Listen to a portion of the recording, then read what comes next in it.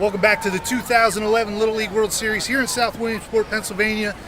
From the Williamsport Sun-Gazette, I'm Mitch Rupert, standing alongside the Dr. Chris Massey. It's Tuesday afternoon. We're standing behind Lombardy Stadium as Europe, the team from the Netherlands, playing Rhode Island in a consolation game here. We're going to talk to you about a couple different things, including Keystone's game tonight, the big 10-0 win they had last night at the hands of Louisiana. But Chris, the first thing I want to talk about is something that kind of got lost in the shuffle yesterday. A big upset win on the international side. Canada beating Taiwan for the first time in their history here at the Little League World Series. How big was that upset, seeing Canada get the win over Taiwan? That was huge. That's a shocker. In my years here, been 12 years covering this, maybe it's the biggest upset I've ever seen here. I can't think of anything that really parallels that. Taiwan's such a powerhouse year after year. And Canada, in all my years here, has only made it past. Has only won more than 2 games, or has won more than 1 game one time, and that was 2007. It was such a big deal. I mean, I'm over here working on the U.S. side, and when I heard it was 4-3 in the 4th inning, I said, I got to get over there. I don't want to miss history in the making. And Taiwan had outscored them 242-21 in those 16 games.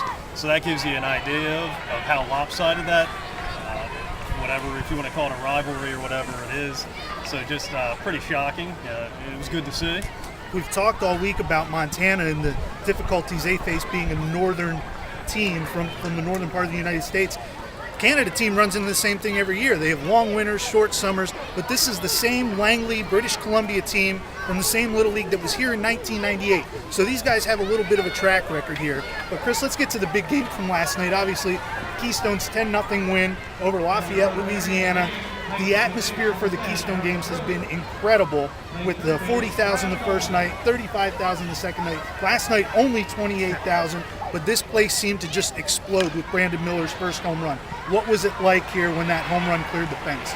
It was pretty electric. It was like being at a major sporting event. I don't want to get carried away the way ESPN does and say it was the best ever, blah, blah, blah. But it kind of felt like, a Super Bowl type atmosphere when you see somebody score a touchdown in the Super Bowl, something like that. Because it just erupted, and you see flash bulbs popping everywhere. And as soon as he hits that, you just have the feeling that it's Keystone's night. That's for Louisiana. That's pretty tough to bounce back from when you get the crowd that energized right off the bat. It was pretty awesome. It's something I'll always remember. During the first 2 games of the series, it seemed like Keystone was just waiting for that one big moment to really get this crowd behind them, really get them involved in the game. Was that the moment last night where the 30,000 people here were able to carry that team? I think so. I think they were definitely a little nervous the first game, and Griffin McGlarty had a lot to do with that. I thought the second game against Rhode Island, they had a lot of chances to break the game open, and they never seemed to be able to.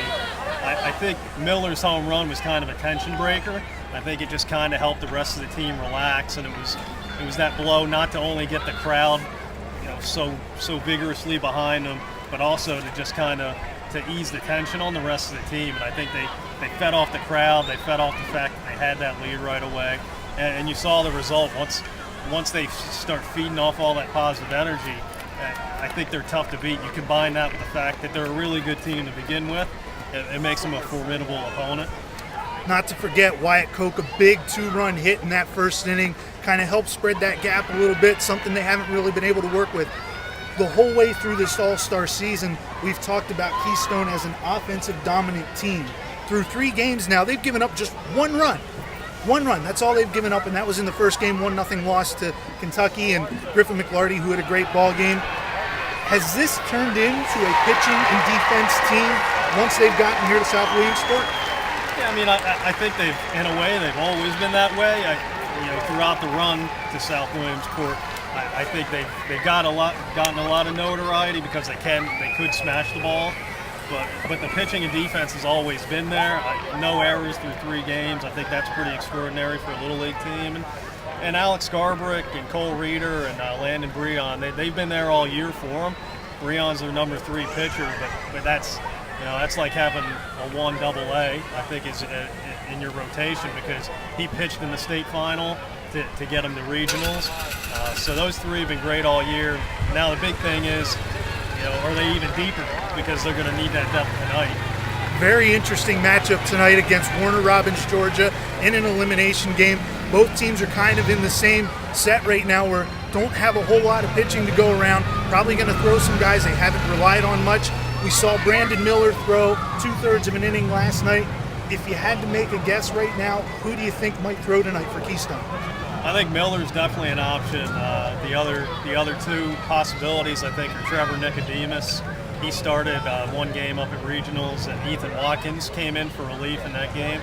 So I think you're looking at those three. I think most people would probably say, well, what about Tyler McCloskey? He seems like the obvious choice, but just the way Keystone sets things up, I don't think they like to use him as a starter. I think they're going to try to hope that they can get a lead early, get their pitchers through at least 3-4 innings, and then try to bring McCloskey in to close it out.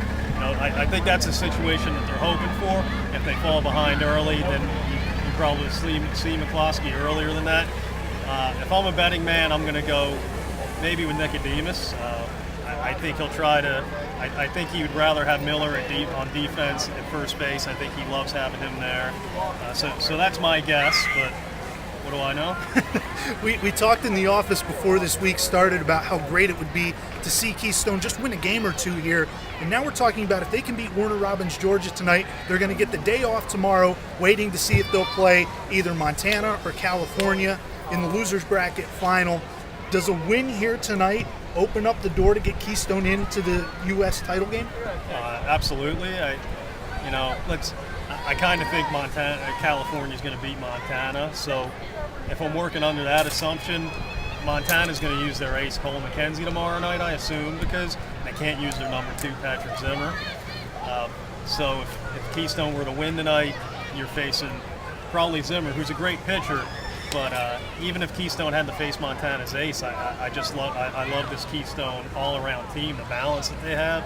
So I think the possibility is definitely there, especially since you can now bring Cole Reeder back, you can bring Alex Scarbrick back. They can even bring Breon back because they pulled him after 50 pitches last night. So that if they win tonight, they're sitting in a great position, full strength. They'd be tough to beat. You can read all about it in tomorrow's edition of the Sun Gazette. You can view that at www.sungazette.com. Tonight's game, Keystone against Warner Robins, 8 o'clock on the networks of ESPN. They'll be showing you that game live. From the Little League World Series, from the Williamsport Sun Gazette, I'm Mitch Rupert, standing alongside the Dr. Chris Massey. We'll talk to you later. Take care.